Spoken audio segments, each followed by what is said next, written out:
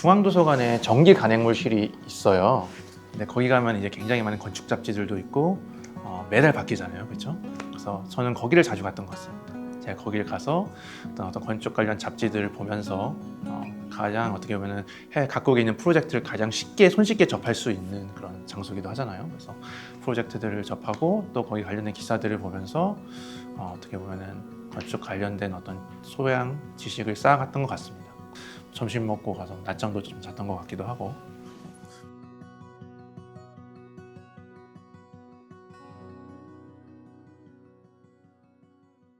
네, 안녕하세요.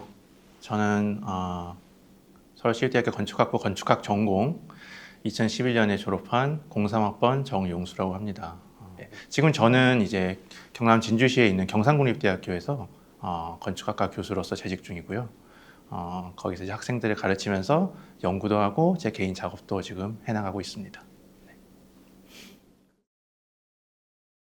이 질문 참 어려운 질문 같아요. 근데 글쎄요, 저는 건축이 이제 우리를 조금 더 인간답게 만들어주는 그런 어떤 수단이라고 생각을 합니다. 어떻게 보면은 이제 건축은 사실 굉장히 저에게 필수 불가결한 요소지 않습니까? 이제 의식주에 해당하는 것 중에서 이제 주에 해당하는데, 그러니까 어떻게 보면 인간의 가장 기본적인 조건이지만 사실 또 한편으로 생각해 보면은 우리가 가장 어떻게 보면은 쉽게 접할 수 있는 굉장히 문화적인 요소예요.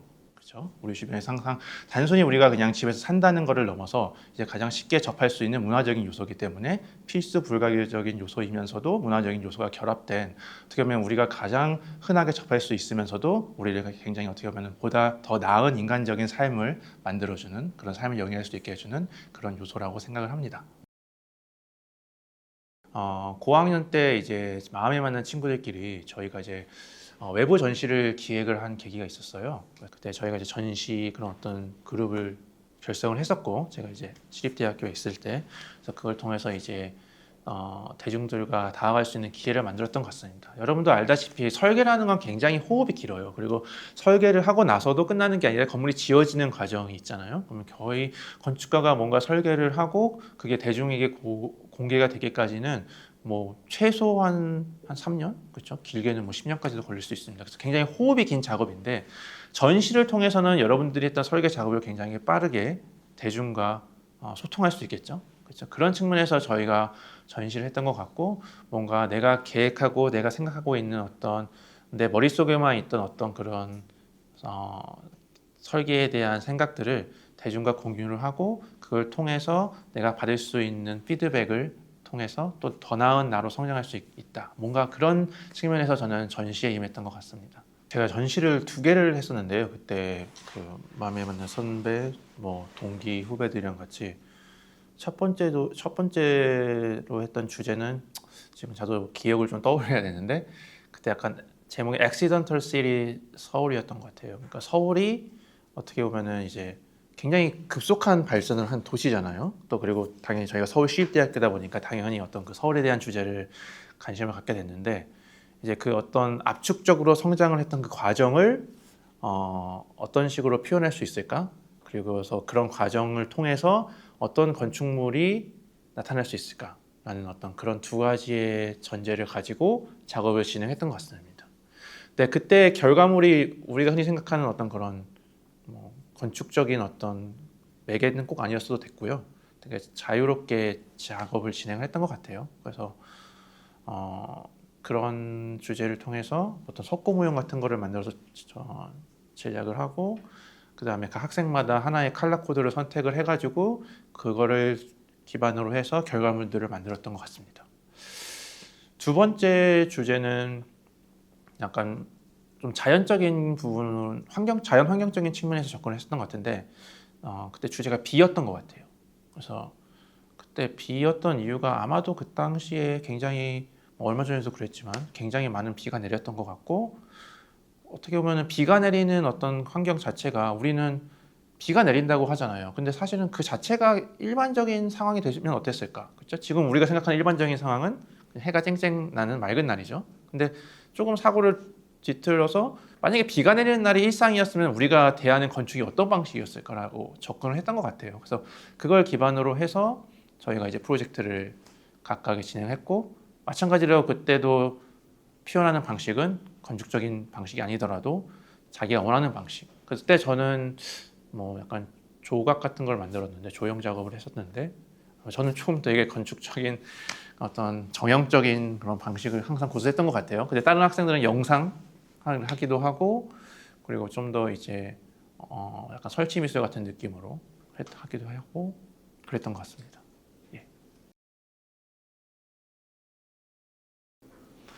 네. 친환경 건축에 대한 중요성은 이제 제가 학부 다닐 때부터 이제 강조되기 시작했던 것 같아요. 그때 이제 이선영 교수님한테 제가 수업을 배우면서도 어떤 그 중요성에 대해서도 알게 되었고, 그다음에 싱가포르 공립대학교에 갔을 때는 NUS에서는 훨씬 더 중요하게 그 부분을 가르치더라고요. 그래서 친환경 건축에 관한 얘기들을 제가 그때부터 자연스럽게 접하면서 중요성에 대해서 많이 느꼈지만 이제 지금 우리 모두가 체감할 수 있듯이 이제 이 기후 이제 이상 기후가 현실화되고 있잖아요. 그렇죠? 그리고 이제 지구의 온도도 점점 오르고 있고 그래서 이거를 우리가 그냥 단순히 그냥 가볍게 생각할 문제는 아니겠구나. 뭐 우리가 배우고 있는 어떤 건축 전공에서 그냥 한 부분으로 생각해야 되는 게 아니라 정말 어떻게 보면 건축 설계 이 전공에 관련된 것 중에서 가장 중요하게 생각해야 되는 그런 지점에 도달했다고 제가 생각을 했던 것 같습니다. 그래서 그런 부분에서 이제 어떻게 보면은 우리는 어떻게 보면 원재를 갖고 있는 사람일 수도 있어요. 건축을 한다는 행위 자체가 결국은 탄소 배출을 굉장히 많이 하는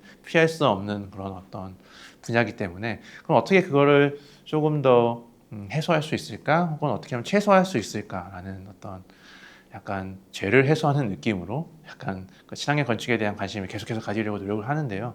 그런 거의 일환으로 제가 리드 시험을 봤던 것 같습니다. 그래서 리드 시험, GA 시험, AP 시험을 보면서 어떻게 보면 내가 갖고 있는 어떤 건축적인 설계의 역량에서 친환경 건축적인 측면도 더 가미시킬 수 있을까라고 생각을 해서 이제 친환경 건축 자격증 리드 AP BD 플러스 C라고 하는데 그 자격증을 취득을 했고 이제 지금 제가 가르치고 있는 경상국립대학교에서도 건축과 환경 과목을 제가 지금 가르치면서 어떤 친환경 건축, 지속 가능한 건축에 관련된 내용들을 지속해서 강조를 하고 학생들에게도 이제 알려주고 있습니다.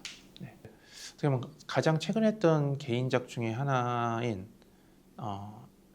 Trees and Seesaws라는 제목의 프로젝트가 있는데 뭐 어려운 제목은 아니죠. 나무와 시소라는 그런 어떤 프로젝트인데 제가 이 프로젝트는 어떻게 보면 일종의 파빌리온 친환경 파빌리온 프로젝트예요. 그래서 태양광 패널이 있고 그 밑에 시소가 있어서 태양광 패널로서 전략을 생산도 하고 그다음에 이제 그 시소의 하부에 있는 시소가 있는데 그 하부에 있는 시소의 사람들이 이제 타게 되면은 자체적으로 전력이 생산되는 그런 어떤 친환경적인 방식의 어떤 공공의 어떤 참여를 유도할 수 있는 그런 프로젝트였습니다. 근데 그 프로젝트가 운이 좋게도 미국 휴스턴 시청에서 주관하는 지명현상 설계 공모 초청작으로 초대를 받아가지고 이제 미국에서 제가 그 당시에 있었죠. 뉴욕에 있는 저랑 LA에 있는 어떤 건축가분 그리고 독일에 있는 어떤 건축가분 이렇게 세 팀이 초청을 받아서 휴스턴시에서 2박 3일 동안 제가 머물면서 워크숍을 하고 설계 그 안을 발표하는 그런 기회를 가졌었습니다. 그래서 그 프로젝트가 사실은 전 되게 기억에 남는 게 프로젝트 자체적인 어떤 애정도 있지만 그보다는 정말 프로젝트 하나만으로도 이렇게 전혀 인연이 없는 저를 그렇죠? 초청을 해가지고 이런 어떤 거기에 있는 커뮤니티 일원들과도 만나서 이제 소통도 하고 그다음에 이제 휴스턴 시청에 있는 사람들과도 소통을 하면서 어떤 이런 공공을 위한 어떤 프로젝트를 할 수 있는 기회를 가진 게 저한테는 굉장히 소중한 기회였던 것 같습니다. 네, 너무 많은 것들이 있겠지만 이제 BIPB라고 해가지고 이제 어떻게 보면 건물 일체형 태양광 패널이라고 하시면 될 것 같은데 이제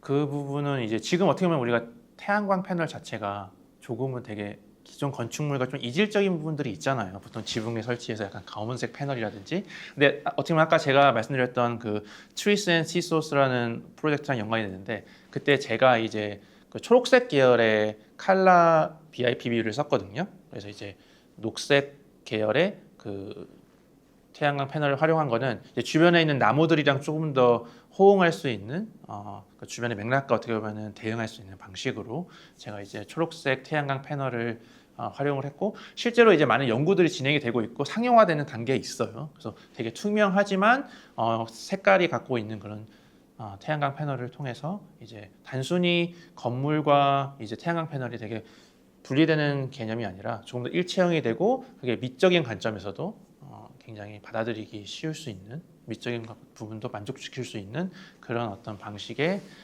BIPV에 관심이 많이 있습니다. 네, 제가 좋아하는 구절 중에서 여러분들이 뭐 알지는 모르겠지만 제 때는 반지의 제왕이라는 영화가 되게 인기가 많았는데 반지의 제왕이 사실 원래 책이 원작이거든요. 그래서 J.R.R. 톨킨이라는 분이 쓴 저서인데 이제 거기에 보는 구절 중에서 하나가 헤매는 자가 모두 다 길을 잃은 것은 아니다라는 구절이 있어요. 그래서 그 말이 뭐냐면은 길을 헤맨다고 해서 그 사람들이 길을 잃어버린 건 아니라는 거거든요. 그러니까 헤매는 과정을 보고 저 사람은 길을 잃었어라고 얘기하는 게 아니라 그 자체도 사실은 뭔가를 찾아가고 있는 과정의 하나다라고 그렇게 해석하면 될 것 같아요. 저는 그렇게 받아들였습니다. 그래서 지금 이제 학부생들도 여러분들이 우리가 사실은 이제 5년이라는 과정을 대부분 혹은 또 4년이라는 과정을 할 텐데 이 하나하나가 내가 비록 이 전공을 선택해서 왔지만 굉장히 불안할 거예요. 이게 정말 맞나? 이거 하고 있는 게 맞나라는 어떤 알 수 없는 그 불안감과 졸업을 하고 나서 나는 과연 어떻게 될까라는 그런 막연한 불안감이 있는데 저는 이제 그런 여러분들이 하는 그 불안감을 갖는 과정 자체가 사실은 배움의 어떤 그 과정이라고 생각을 하고 길을 찾아가는 과정이라고 생각을 하거든요. 그래서 누군가가 세워놓은 어떤 길이라는 게 있으면은 그 길을 쫓아가는 어떻게 보면 이때는 영어를 해야 되고 뭐 이때는 뭐 토익 뭐 700점, 800점, 900점이 돼야 되고 뭔가 이때는 어떤 자격증을 따야 되고 이런 어떤 우리가 막연하게 생각했던 어떤 그런 루트들이 있고 그런 길들을 따라가는 과정도 분명히 있을 건데 저는 그것보다는 여러분들이 스스로 막 고민하고 이게 맞나 의심하고 또 그런 어떤 헤매는 일련의 과정 자체가 여러분들이 만들고 있는 하나의 길이라고 생각을 해요. 그래서 오히려 되게 어떻게 보면 굉장히 창의적인 길을 만들고 있는 거죠. 그래서 그런 부분을 생각해 보면은 여러분들이 헤매고 있다고 해서 여러분들이 길을 잘못 찾아가는 거 있다고 생각하지 않고 여러분들의 길을 만들어가고 있다고 생각을 하면 좋을 것 같습니다. 그래서 조금 불안감은 내려놓고 이제 여러분들이 하고 있는 그 순간순간에 최선을 다하다 보면은 여러분들은 남들과는 다른 어떤 길을 갈지언정 여러분들만의 고유의 길을 만들어서 좋은 결과를 만들 수 있다고 저는 생각을 해요. 그렇기 때문에 이 말은 그냥 아무것도 하지 말고 그냥 있어라는 말은 아니고 헤매는 과정 자체가 뭐죠? 계속해서 우리가 어딘가를 걸어가고 있다는 거잖아요. 그래서 부단히 여러분들이 현재에 충실하고 계속해서 노력을 하면은 분명히 좋은 곳으로 여러분들이 나아갈 수 있다고 생각을 합니다. 저도 항상 그런 마음가짐을 갖고 있어요. 저도 많이 헤맸거든요. 저도 항상 이게 맞나? 내가 이거 하고 있는 과정이 맞나? 이 설계 이렇게 진행하는 게 맞나? 계속해서 고민을 하고 어쩔 때는 좀 되게 좌절감이 있을 때도 있는데 조금 멀리서 바라보면 결국은 그거는 하나의 길을 찾아가는 헤매는 과정 중에 하나라고 생각하면 좋을 것 같습니다. 그래서 그런 식으로 모든 거를 임하다 보면은 학부 과정생인 여러분들도 조금 불안감이 덜하지 않을까 라는 생각이 드네요.